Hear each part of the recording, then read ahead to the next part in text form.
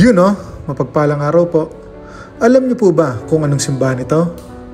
Ito ang Peña Francia Shrine o ang lumang dambana ng mahal na ina ng Peña Francia.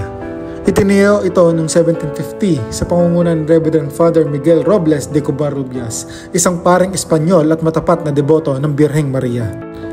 Ang simbahan ay gawa sa bato at kahoy at dito unang inilagak ang orihinal na imahen ng Nuestra Señora de Peña Francia.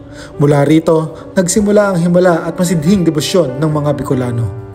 Alam niyo rin po ba na dito taon-taon ginaganap ang makasaysayang prosesyon na umaakit ng milyong-milyong deboto mula sa iba't ibang panig ng bansa. At noong Setyembre 20, taong 1924, opisyal na kinoronahan ang imahen bilang reyna at patrona ng Kabikulan, isa sa pinakaunang canonical coronations sa Pilipinas. Hanggang ngayon, ang Peña Francia Shrine ay nanatiling banal at buhay na saksi ng pananampalatayang Bicolano kay ina.